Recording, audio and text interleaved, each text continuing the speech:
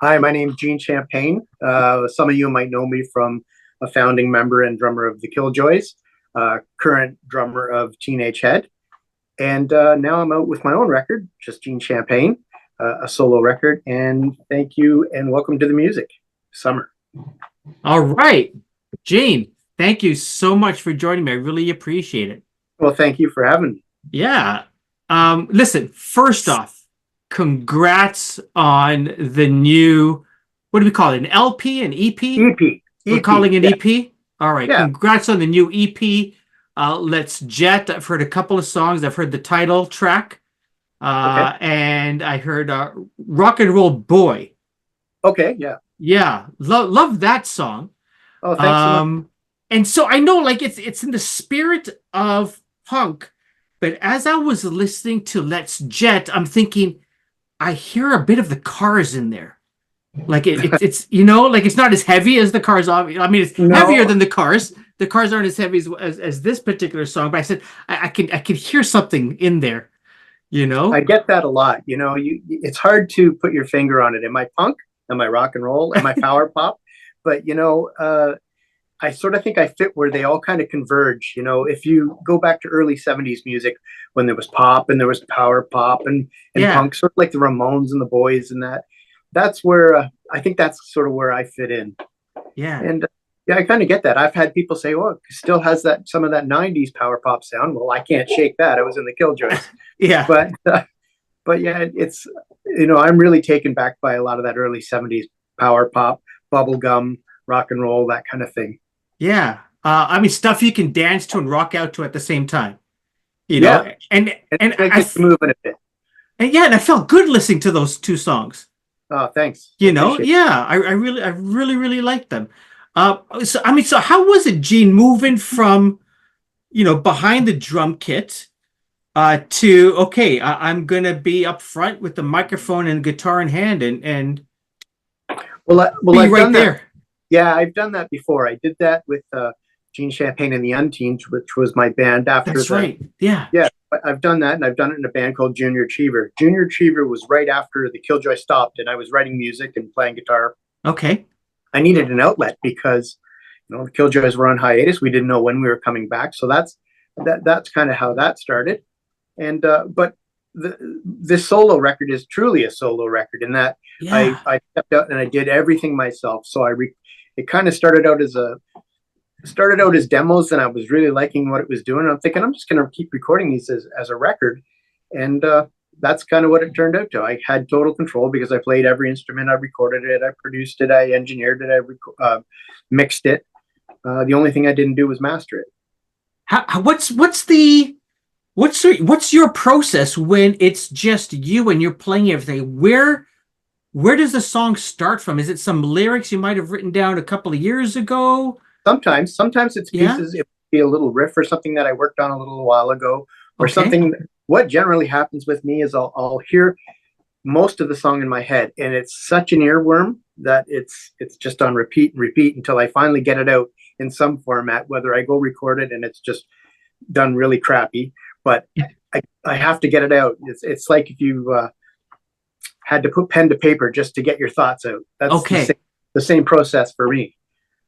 Are you on keys? Are you with the guitar? What's the first instrument you're picking up and singing to it?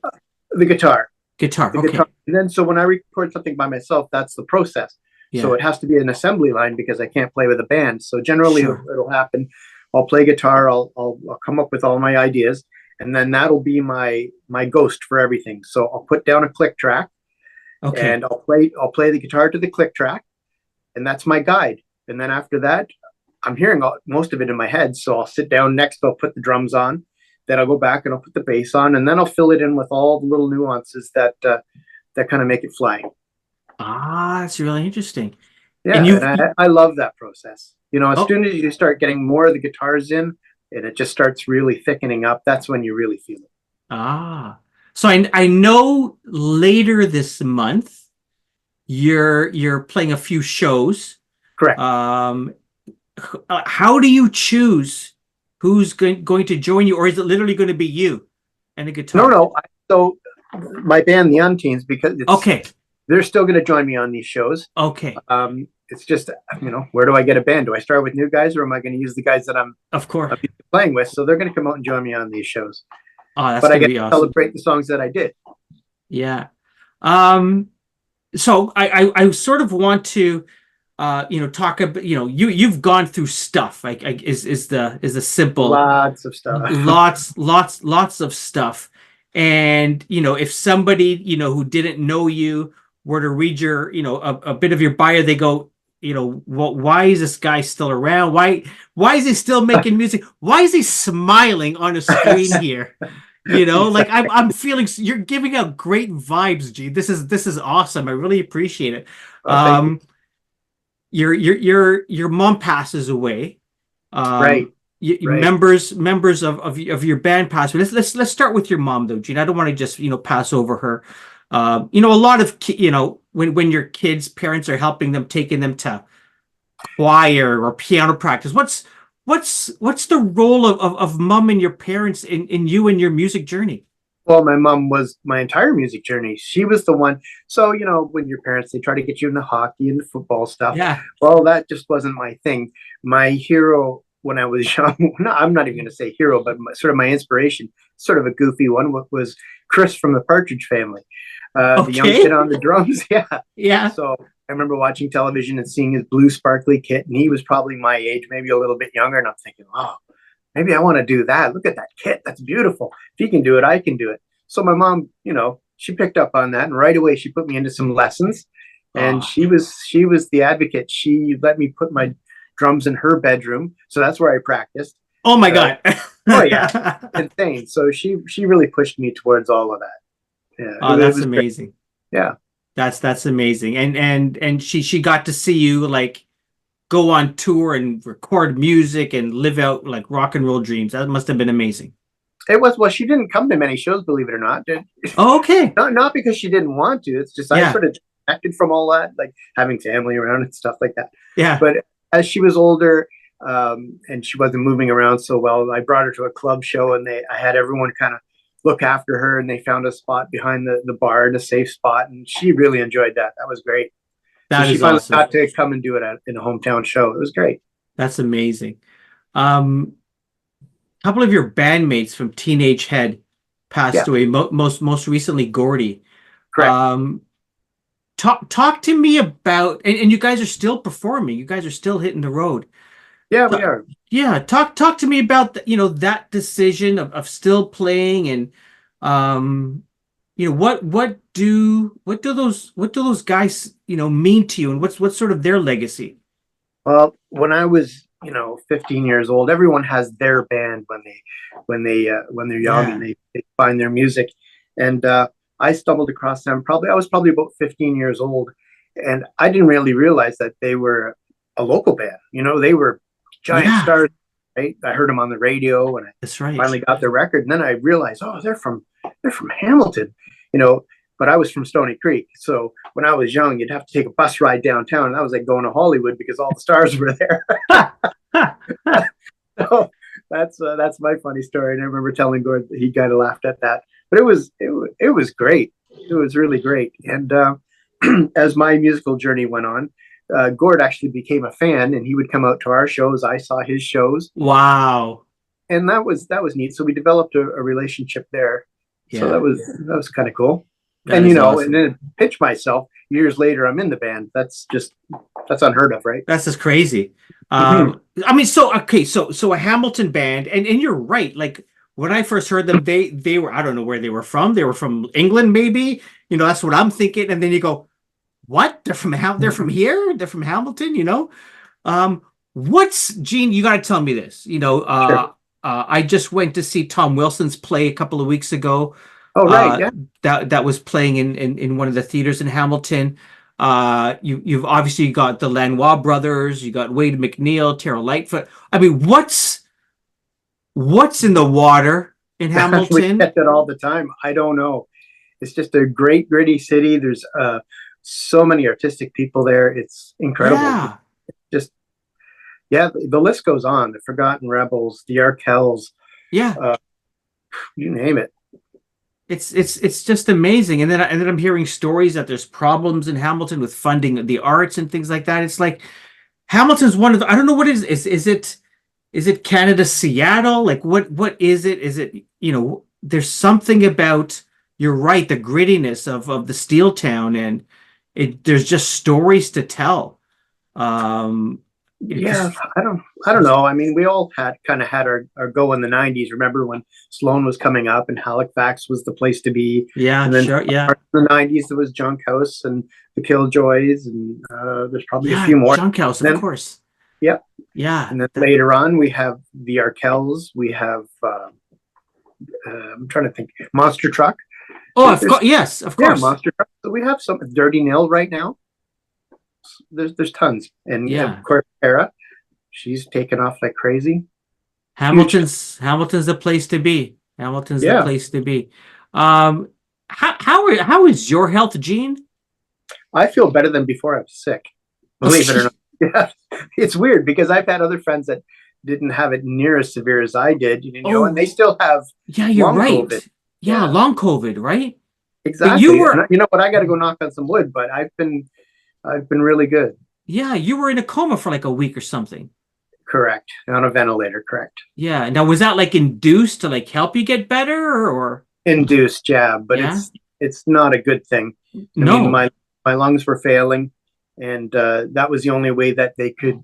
At that time, that was one of the techniques that they used to try to relieve you. Um, I'm gonna go back a little bit Yeah, because yeah. that was a terrible, terrible fear to have. I was When I was diagnosed with COVID, I had it before any of the vaccines, so it was the second wave. So through the first wave, we all Wow. remember the news of people. There was shots everywhere where people were just dying. There was shortage of ventilators. Yeah, and People that's died. our image, right? Like this is, That yeah. exactly. So when I was finally in the hospital, now I was tested multiple times and they couldn't find it. It was always negative. But when I was in the hospital, they said, "We're going to treat you as if you have COVID. We are convinced." And it wasn't until they put me on the ventilator, they had to do I'm going to call it, it's like a biopsy, but it's not Okay. really. They had to take a piece from the lung, and that's when Okay. they determined 100% this is COVID, Wow. and that's how they figured it out. Wow, that's just crazy. And like So how, go ahead, yeah. going back to that, what they do is they put you on a ventilator so that the machine is going to help your lungs do the breathing so that it can take time to heal. And what Yeah. they learned from Europe is, I can't remember what the name of it is, but what they do is they flip you over on your stomach, Oh, and they'll put you like that for 18 hours at a time. And what that does is it drops your rib cage and opens up everything so that there's more room for your lungs to oh, expand and really? contract. And then they flip you back over. Oh, And apparently that's what they did to me, and I think that was probably one of the reasons it saved me. awesome, awesome. Yeah, it is awesome. They learned a lot from that. But the I didn't realize till after that it was such a close call, because at that time it was like a 30% survival rate. So Wow. that's why I'm here smiling. Yeah, absolutely, man. That is for sure. I mean, at what point in time do you go, okay, I'm ready to go back? I'm like, let's get back behind the kit. Let's get back behind the mic. Let's start playing. Let's start When I writing. was lying there motionless, after I came off the ventilator, I was so weak and disoriented. Um, obviously, I didn't see anyone for a month. Like, I had no family. No one was allowed in there. There was nothing. Yeah, yeah, you're It was right. just eyeballs. I couldn't. There was no faces because everyone had a mask on, Yeah, and so I would just constantly think about home, my dog, my family, and getting back to playing. But because I was so weak, I couldn't really move very much. And I'm thinking, is this how it's going to be? And I don't want it to be this. I just want to get back to playing. I want to yeah, get back to playing. And I kept thinking about Teenage Head and getting back with those guys. And I just worked and worked and worked at it. And here I am. yeah, you're right. There's something about it. I mean, I didn't have a big a scare as you did, but when was it? 2002 or something. I had liver surgery, and I just remember being in the hospital for like goddamn the longest time ever. I thought only 2.5, 3 weeks, but it just seemed to It seems forever, doesn't it? yeah, it seems forever. Yeah. And I just remember I just want to get back to life. Like, you Oh know, yeah. not a musician or anything, so nothing exciting like that, but I just wanted to get back to some semblance of normal, And normalcy. independence Yeah. to go for a walk by yourself, to be able to Yeah. drive. Remember when I got to drive for the first time, I was like, oh my God, this is unbelievable. Yeah. Yeah. I mean, I had questions for you in terms of what keeps you going, but I think back to me and I go, I'm not a musician. I just wanted to keep going. I just wanted to get out of the hospital, get better, and just Go. live again and just go, right? There's something in the human spirit, no matter what you're doing, when you get stopped, you just I remember telling somebody the human body was meant to move. So it doesn't matter what you're doing. When you're stopped, against your will by sickness or whatever, you just can't wait to start moving again. 100%. There's something there. Um, you looking forward to these live performances, Gene? I am. I am. Yeah. It's fun because I'm so used to playing the drums that it's just a nice change for me to get out there and play guitar and do something different and engage a little more because I'm not kind of tucked away Yeah. Well, I mean, Sloan, they're famous for having different singers and people going, and swapping around. Yeah. yeah. So, are you going to do any of that sort of stuff? No, No, no. just Yeah, I've got enough of the drums, man. I'll get to that later. nice. That is awesome. Listen, Gene, we have this segment on our show called Lost Venues, Okay. and I'm wondering if you have a venue in mind. Doesn't exist anymore. Maybe it's in the Hammer. Maybe it's somewhere else. But maybe you've got like a hilarious story, or maybe a dark story. Uh, I have lots of those. You know what I'm trying to think of now. It's in Winnipeg. okay. The Killjoy days. So that would have been mid '90s, and I can't for the life of me think of what the name of the bar was, but it's no longer there. And we were doing a show with the Posies and the Treble Charger, I recall. So Okay. we showed up to the venue very early, and we had to meet the promoter who was also working in a restaurant somewhere. So we went to meet him, and I don't know what was going on, but this kid came in the back, and I think it had to be something sketchy with drugs or something. He grabbed the kid, and just like out of a movie, he put his head to the fryer and was yelling at him. We're like, we're out of here. We're getting the hell out. He didn't do it. It was just threatening. And Oh, we're like, geez. oh my, I'm out of here. I'm out of here. Okay. Well, anyway, I got away from him, went to the venue, and this just sounds like I'm making it up, but I swear. We get to the venue, and our tour manager's in the front lobby because he's setting up the merch area, all their t-shirts Yeah. and what. All of a sudden, this guy, like a whirlwind, just comes rolling into the venue, yelling, "Anyone want a piece of me?" And he gets shuffled out, Yeah. and I'm like, is this happening? Is this even happening? And then it's time for us. We're on the stage, and some guys are getting up. They're getting rambunctious. The place was just overbrammed. Kids are getting on the stage. The security is going nuts and literally throwing kids off the stage, not properly. And then after the show, we heard that someone was held up in the bathroom. This is like a punk show. I mean, yeah, all that happened in one day. And I swear, I can't remember the name of this place. There was the Junkyard and Aussies. And I think it might have been the Junkyard. all right. That is a great. Oh my goodness! Like True all in story. one day. All in one day, one show. That's like a heavy episode of The Sopranos or something like that. I've told the story before. It's bizarre. I mean, you can't make this stuff up. Oh my goodness. Life of a touring musician. Well, that only happened once. That's yeah, there can be books written about this. Gene, you're talking to me. You're inside a home studio. I'm always interested in the type of gear that you've got. That people have there. What do you have? Behind you. What's around you. What happens in this particular room? Going? Oh, this room. I've just sort of set it up. It's just an extra room in my house, and this is where I kind of do mixing or any sort of guitars.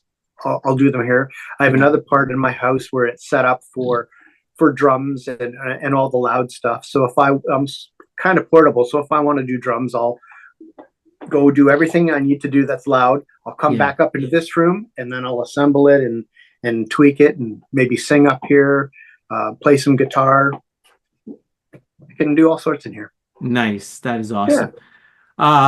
Listen, we got some shows coming up later this month. Why don't we talk about them? You're going to be at June 4th. Go ahead. Yeah. June 14th, I'm going to be at the Bovine. That's part of North by Northeast, and I'm going to be supporting my pals, the Black Halos. It will be a late show. I'm assuming I'm on anywhere between 12 and midnight, and they're on later. I don't know what the deal is there. Yeah. Tickets for that are probably through northbynortheast.com, sort of like the pass that can get you into all the shows. Yeah. Or you can probably show up and just pay at the door. Yeah. The next night we're at Palisade. So June 15th, we're at Palisade Social Bowl in London. All right. And that's a cool venue. I've done that one before with the Killjoys, and it's just a great, back in the 90s, if you said, oh, you're playing a bowling alley, we would have been on the phone with our agent saying, what are you doing? But we played this, and it's fantastic because it's set up. One side is the venue, and the other half is a bowling alley, which they kind of shut down, so it's not it's not banging all the way.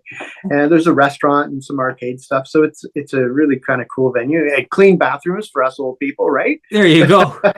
That's so important when you're our age. Yeah, that's happening June 15th again with my pals, the Black Halos. And then my own record release show, which I'm really looking forward to at the Corktown here in Hamilton, Ontario.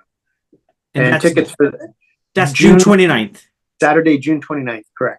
And that's a night show afternoon? Like what night show at the Corktown Pub. And I've got Jesse James Medicine Show and a friend of mine, Dave Pomford, are going to open the night. And tickets at eventbrite.ca. Awesome. I hope you can join us. I'm really looking forward to that. Yeah, for sure. Gene, where can people go to find out more information about you? What's your website? This record? Look at that. I want them to come and get this record. So you can come to my Gene Champagne Music on Facebook. You can go to Gene Champagne Gene Champagne _ official for Instagram. Yeah. My own personal Facebook page is just Gene Champagne. Where else can you go? You can find all my music on any digital platform: Spotify, Apple, iTunes, YouTube, Amazon, Deezer, iHeart. It's all there. Yeah, for sure. Oh, this is awesome. Yeah. And also the vinyl you can pick up locally. You can pick it up in London at Speed City Records. You can pick it up most Hamilton record stores. Burlington at Looney Tunes. In Toronto, Sonic Boom. I know there's Sonic Boom. All right. That is awesome. Gene, thank you so much for joining us. Before I let you go, this is a question we ask all of our guests right at the end. Sure. By the way, we're gonna have links in our show notes and on our website to drive people to come to your show to pick up your album. But tell me, Gene, what do you listen to these days? Like, what's in your earbuds when you're just, I don't know, maybe driving the car, picking up groceries, or heading to a gig, or maybe just relaxing at home? What's playing in the speakers? What's playing in your earbuds? I still listen to a lot of the old music. I'll put the Old Boys on. I'll put the Ramones on. Yeah. New stuff. I like the Annie Queens, new band. Okay. I like them a lot. Other Hamilton boys like the Dirty Nell. I love those guys. So yeah, but I'm listening to a lot of older stuff. I like a lot of some of the classic rock too. It gives me the feels. I'll even listen to Steve Miller Band, for God's sakes. My goodness, yeah. Yeah, I love it. It's classic rock. There's something about classic rock. The Cars, love the Cars. Yeah, for sure. Gene, thank you so much for joining me. I'm so happy that your health is better. You're doing great. Thank you so much for your energy. This has been a blast and a real treat. Yeah, I've had fun too. Thanks so much. You're welcome.